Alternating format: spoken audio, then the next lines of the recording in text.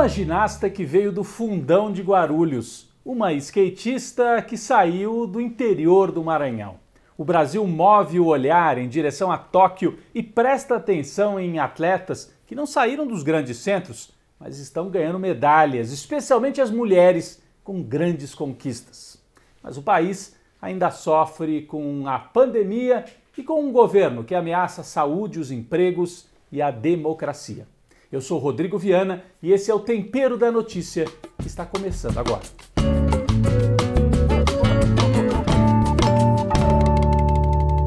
Bom, em queda constante nas pesquisas eleitorais para 2022, o presidente Jair Bolsonaro fez mais um ataque à democracia nesta semana. Naquela live semanal, que é sempre às quintas-feiras, né? Ele até convocou a imprensa, disse que teria uma denúncia importante para fazer sobre fraude nas eleições. E aí fez uma apresentação das mais descabidas que nós já assistimos durante esse mandato dele, né? Falou de fraude, admitiu que não tem provas, que são indícios, falou que as eleições podem ser fraudadas, e dá a impressão de que ele considera que já está perdida a eleição de 2022, senão ele não ficaria falando em fraude. O Bolsonaro foi eleito 6, 7 vezes deputado federal, os filhos eleitos, vereador, deputado, senador. Esse sistema eleitoral que nós temos no Brasil já elegeu Fernando Henrique, do PSDB, Lula e Dilma, do PT, e o próprio Bolsonaro, da extrema-direita. Então é um sistema que funciona para todos, todo mundo ganha e todo mundo perde com esse sistema, não é para um lado só, né? Então não faz o menor sentido. O que é grave é que ele atacou as autoridades eleitorais sem prova, podia fazer críticas, isso é normal numa democracia, mas ele atacou, espalhou a desconfiança, ele é uma autoridade, deveria trabalhar para que o sistema funcionasse e não para espalhar o pânico e a desconfiança em relação ao sistema eleitoral, que é a base da democracia. Então ele está atacando a democracia e preparando o terreno para se perder em 2022 e dizer, foi fraude, e aí melar o jogo. É o sujeito que não consegue ganhar o jogo e quer levar a bola embora, ou quer apagar a luz do estádio quando o jogo é à noite, né? Mais ou menos isso que o Bolsonaro está preparando. Ao mesmo tempo que ele faz isso, e que é muito grave, o Tribunal Superior Eleitoral teve que fazer, inclusive, vídeos para provar que o que o Bolsonaro está dizendo é mentira. Já não bastam notas, vídeos dizendo isso é fake news, o que ele está dizendo é mentira. É um presidente chamado de mentiroso por um outro poder, o poder judiciário. E ele é um mentiroso, né? Um mentiroso e uma pessoa que ameaça realmente o nosso país por vários motivos. Mas na outra frente, o Bolsonaro segue com o projeto de trazer o Centrão com o Ciro Nogueira para dentro do governo. Ele nomeou esse Ciro Nogueira, um senador do PP, um dos maiores partidos aí do Centrão, né, que é essa turma que está sempre no governo. Tem governo, eu sou a favor. Mas é um pessoal conservador e com isso o Bolsonaro tenta colocar profissionais para tomar conta da política, porque o governo dele estava perdendo a articulação no Congresso Nacional.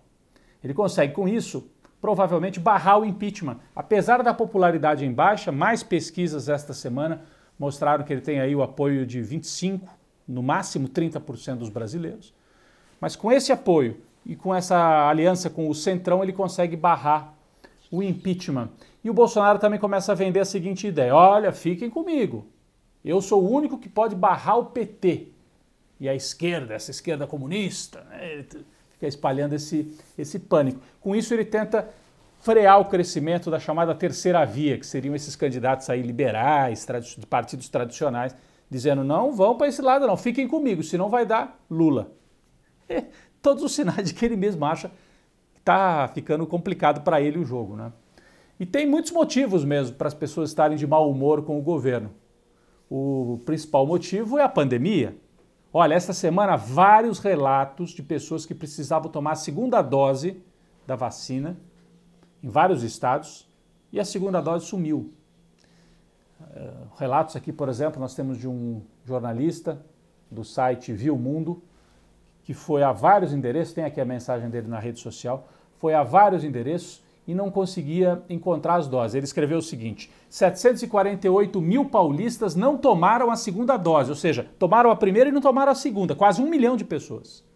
Hoje entrei para a estatística, diz o jornalista, descobri que o governo de São Paulo culpa indevidamente as pessoas. Eu estou fazendo um périplo, né, pelos postos, não tem vacina. Agora imagina o cara da periferia. Ele diz, né, ainda tem condição de ir num posto e no outro e não encontrou. Vários relatos desse tipo.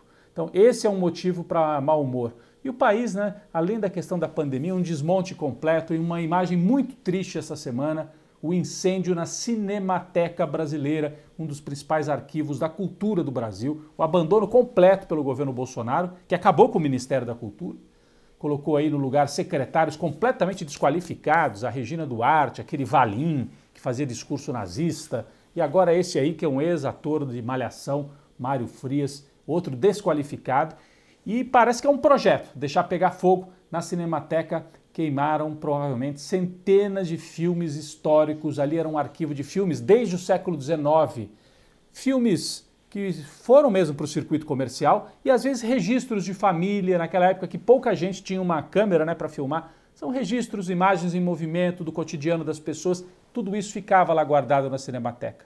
E uma parte se incendiou por falta de manutenção. Os funcionários tinham avisado, o Brasil de fato fez matéria sobre isso. Os funcionários da Cinemateca tinham avisado do risco de incêndio por falta de manutenção e de recursos. Eles às vezes não têm nem salário durante vários meses, falta de pagamento na Cinemateca Brasileira. Bom, diante desse quadro de mau humor no país, o balanço das manifestações. Para onde vão as manifestações de rua? Na semana anterior, manifestações em mais de 600 cidades, muita capilaridade, né, se espalharam pelo país, mas chamou a atenção que em São Paulo, por exemplo, o número de manifestantes na Avenida Paulista diminuiu um pouco. Então a pergunta que fica, será que as pessoas vão seguindo para a rua nesse tipo de manifestação? Isso vai ser suficiente para derrubar o Bolsonaro? Ou as pessoas começam a olhar e falar, olha, com esse acordo com o Centrão, parece que o Bolsonaro não cai, então será que eu continuo indo para as ruas? É necessário ir para as ruas, mesmo que o Bolsonaro não caia, para manifestar o nosso inconformismo diante desse governo de desmonte nacional. Mas fica realmente um ponto de interrogação para quem organiza as manifestações, se isso vai continuar com esse formato ou se precisa de manifestação, por exemplo, em Brasília, mais focada nos parlamentares, para ver se avança o impeachment. Aliás, nesta semana das manifestações, um outro ato chamou muita atenção, foi a queima de uma estátua em São Paulo, a estátua do bandeirante Borba Gato, que, quando você vai estudar esse personagem, era um assassino de índios, né? A profissão dele, a atividade dele era aprisionar índios que eram tratados como escravos na época da colonização. Tem uma estátua dele em São Paulo. E os manifestantes foram lá e botaram fogo na estátua no mesmo dia das manifestações. Isso gerou muita polêmica nas redes sociais, porque as pessoas, uma parte disse assim, não, isso é bom, porque é um símbolo da opressão. Mas outras pessoas, e eu me coloco entre elas, levanto a dúvida, será que para a maioria do povo brasileiro queimar uma estátua nesse momento, isso ajuda na mobilização? A gente tem uma mobilização no Brasil que é pelo fora Bolsonaro. Será que nós temos um acúmulo suficiente? As pessoas identificam o Borba Gato como um opressor do povo? Não sei. A extrema-direita usou o incêndio para falar assim, olha aí, a esquerda pratica vandalismo, são criminosos. E infelizmente um dos organizadores desse ato, o Galo, que é um militante, acabou sendo preso. Ele foi até a delegacia, se apresentou de maneira arbitrária, ele foi preso, a mulher presa. Toda a nossa solidariedade ao Galo e aos que foram presos de maneira arbitrária, mas também a nossa dúvida, se essa é a melhor forma de ampliar as mobilizações. A semana também teve um outro dado, muito frio no sudeste e no sul do Brasil, a maior onda de frio deste século, enquanto o hemisfério norte tem calor extremo no Canadá, por exemplo, mais de 40 graus, o Brasil sofre com o frio, mobilizações de organizações sociais, da Igreja Católica com o padre Júlio Lancelotti em São Paulo, pedindo coberta, cobertor, pedindo para abrir estações de metrô para que o povo da rua possa dormir lá dentro, porque é um frio extremo. Em São Paulo chegou perto de 0 grau, Rio Grande do Sul e Santa Catarina abaixo de 0 grau, até o Rio de Janeiro sofreu com o frio. É momento de solidariedade. Se você tiver como ajudar, procure as associações que estão ajudando o povo da rua e quem passa necessidade. Fome e frio é uma situação muito difícil. Solidariedade é a palavra nesse momento.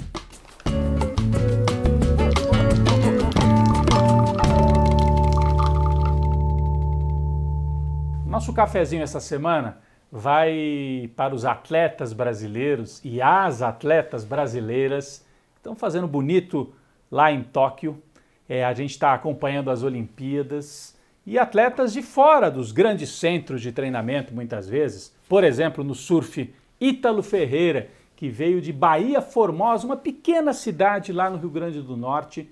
Ele acabou desbancando o badalado Gabriel Medina, né? O Medina falou tanto e quem acabou levando o ouro foi o Ítalo Ferreira. O Medina, que é um grande surfista também, mas o Ítalo, filho de pescador, começou surfando com uma prancha de isopor, porque o pai não tinha condições, né, a família, de comprar a prancha e o equipamento, e virou um surfista profissional, uma conquista emocionante e merecida. Agora, quem fez bonito mesmo foram as mulheres. Rebeca Andrade, primeira ginasta, primeira mulher a ganhar uma medalha em Olimpíada na ginástica. E ela ganhou no individual geral, que é quando mistura vários aparelhos, né, como eles dizem, a trave, o salto, as barras, né, o solo. No solo ela fez muito sucesso com o baile de favela, essa coreografia bonita. A Rebeca Andrade é de Guarulhos, foi criada só pela mãe, a mãe solo, uma menina negra da periferia. A tia era cozinheira do ginásio onde o pessoal treinava lá em Guarulhos, a prefeitura de Guarulhos. E aí levou a sobrinha e com o apoio da família principalmente e da estrutura montada ali pela prefeitura, ela foi treinando e tem um vídeo muito bonito de anos e anos atrás. A Rebeca, uma garotinha ainda, treinando junto com a Daiane Santos, outra ginasta negra, e na época ela se mirava na Daiane, né? Vamos assistir esse vídeo. Daiane dos Santos e Laís Souza juntas com as ginastas de Guarulhos. Por motivo de reforma no Pinheiros, clube que representam, as atletas treinaram 2 dias no ginásio Bonifácio Cardoso e aprovaram a estrutura. Foi bom pra gente, acho que não só pela estrutura do ginásio, a gente tem um aparelho aqui como o TurboTrack, que é um aparelho que tem poucos lugares no Brasil que tem, e Guarulhos tem a oportunidade de ter. Acho que pra gente também é bom porque a gente pode ver um pouco mais do trabalho das pequenas, de quem está evoluindo agora. Para as pequenas atletas foi uma tarde inesquecível, treinar diante de ídolos e poder aprender ainda mais. E às vezes eu não estava conseguindo fazer alguma coisa e elas estavam me ensinando. Bom, e no dia que a Rebeca então ganhou a medalha de prata, faltou pouquinho para ganhar o ouro, mas é uma grande conquista. A Daiane, que é uma ex-ginasta e também uma mulher negra, se emocionou demais e falou sobre isso, sobre a representatividade, sobre a importância simbólica de uma mulher negra, criada pela mãe e que veio da periferia, ter tido uma conquista tão importante. Isso emocionou demais e a Rebeca ganhou um elogio, olha, ganhou um elogio da maior de todas as ginastas. Nadia Comaneci, a romena, escreveu nas redes sociais elogiando a performance de Rebeca Andrade. Outra que fez muito sucesso, Raíssa Leal, que veio do interior do Maranhão, Imperatriz. Tem esse vídeo de quando ela era uma garotinha pequenininha e ali andando de skate nas escadarias de Imperatriz, né? Caía, levantava e depois virou skatista de verdade, mas com apenas 13 anos, uma criança virando adolescente, parecia que estava brincando lá em Tóquio e ganhou o Brasil e ganhou uma medalha de prata também, muito merecida, muita emoção na conquista também da Raíssa. Nosso cafezinho para os homens e principalmente para as mulheres brasileiras brilhando em Tóquio.